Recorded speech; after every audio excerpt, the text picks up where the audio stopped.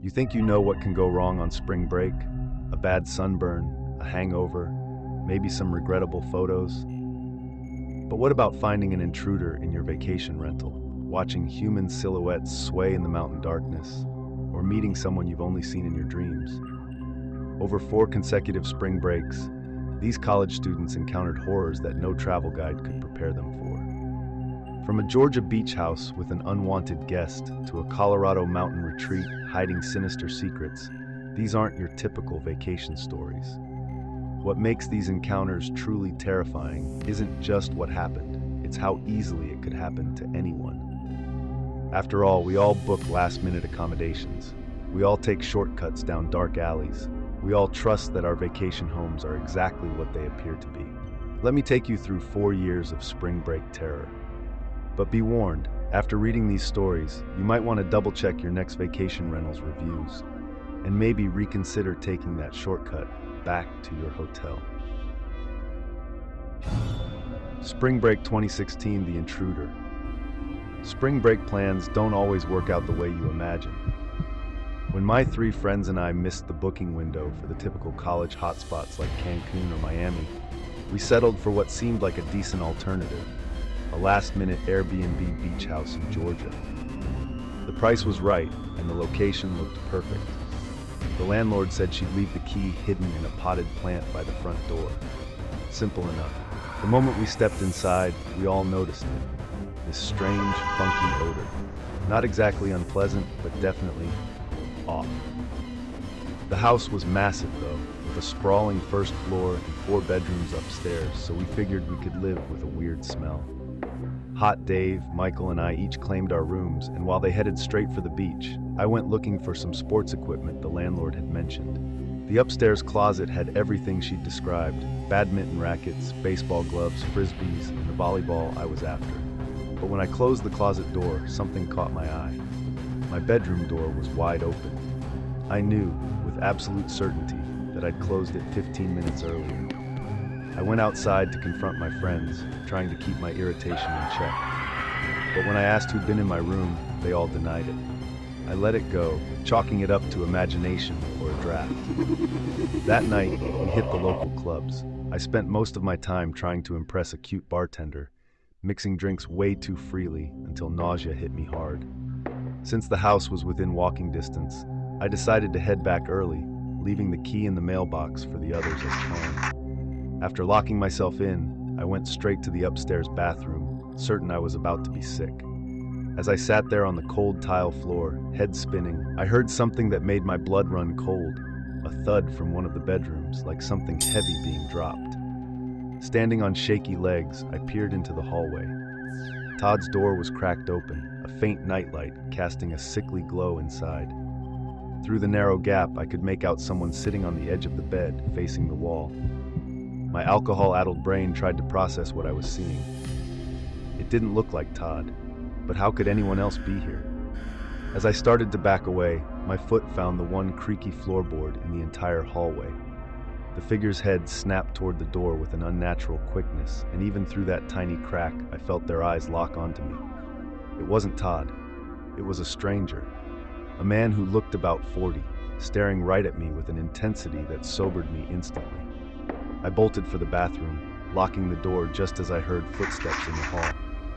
The doorknob rattled as someone tested it, and I watched in horror as it turned slightly.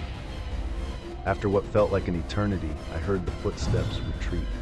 My hands shaking, I tried calling Todd, then the landlord. Neither answered. Finally, I called 911. The police arrived within minutes, and I ran downstairs to let them in. They searched everywhere, under furniture, in closets, behind curtains, but found nothing. When my friends finally returned, they were shocked by my story. The next day, I reached the landlord. Her reaction was disturbing. She immediately knew who I was describing. It was her ex-boyfriend, who she suspected had broken in hoping to find her there. The room Todd had chosen? It used to be their bedroom. She offered us a refund, but surprisingly, we decided to stay the full week. Nothing else happened, but I still wonder what might have transpired if the landlord had been home that night instead of us. Spring Break 2017, The Alley Miami at Night, is is a different world. After leaving the clubs way too late, my friends and I found ourselves walking back to our hotel through eerily empty streets. That's when we spotted it, a black car with tinted windows, music throbbing inside, cruising slowly past us before pulling to the curb. I whispered to my friends not to look back, just keep walking. When we came across an alleyway that would cut straight to our hotel, we took it without hesitation. Halfway down, an overhead light cast our shadows on the ground, along with 3 others behind us. Turning around, we saw them, 3 men who must have come from the car. My 2 friends were wearing heels, making running impossible. One of the men called out for us to stop, which only made us walk faster. Suddenly, I felt a hand grab my shoulder, yanking me backward. My friend Gina's scream pierced the night as I swung my purse wildly at the attacker. Just then, 2 other guys appeared at the opposite end of the alley, shouting at our pursuers to back off. Realizing they were outnumbered, the 3 men retreated. Our rescuers offered to escort us back to our hotel, but after what we'd just been through, we wanted nothing to do with any strangers. We made it back safely, but left for home the next morning. Our spring break cut dramatically short. Spring break 2018, the Silhouettes. While everyone else headed south for sun and sand, I chose a different direction, snowboarding in Colorado with my wealthy friend Kevin at his family's mountain house. After a long flight and winding drive through snowy peaks, we arrived at a massive property isolated from the nearest neighbor by half a mile. Too late to hit the slopes, we settled in for a night of frozen pizza, drinks, and video games. Kevin kept all the blinds open, saying there was no need for privacy this far out. That's when we heard it, a distinct thump against one of the windows. We froze like prey animals, then slowly approached the window. Through the glass, now fogged with cold, we could make out a perfect handprint on the outside. Kevin, more angry than scared, grabbed some batons his father kept upstairs and insisted we investigate. Against my better judgment, I followed him out into the snow. Armed with only a lantern, we tracked footprints from the window into a small patch of woods. As we emerged into a clearing, Kevin suddenly stopped dead. "What the fuck is that?" he muttered. In the distance stood 4 identical shapes, evenly spaced. As Kevin leaned forward for a better look, his face went pale. "Let's get the fuck out of here," he said, already turning back. Later, he told me what he'd seen: human silhouettes, strung up on poles like macabre scarecrows. The next morning, we forced ourselves to return to the clearing. We found no bodies, thank God, but we did discover 4 wooden poles, nearly identical in size, planted firmly in the ground. We never figured out what we'd really seen that night, but the image of those dark shapes against the snow still haunts me. The Dream Man. It started with a dream, just days before my Miami trip. In it, I was playing video games in my basement when I heard a noise from a closet. Opening it, I found a man standing inside. His face so distinct, so real, that it jolted me awake with my heart racing. Our first day on South Beach, thousands of people packed the sand. I've never been comfortable in crowds, so I was already on edge when I saw him. A man standing perfectly still among the dancing masses, staring directly at me. 3 seconds of eye contact was all it took to send chills down my spine. I told my friend about the creepy older man, but when we looked back, he was gone. We moved closer to the water, where the crowd grew even thicker.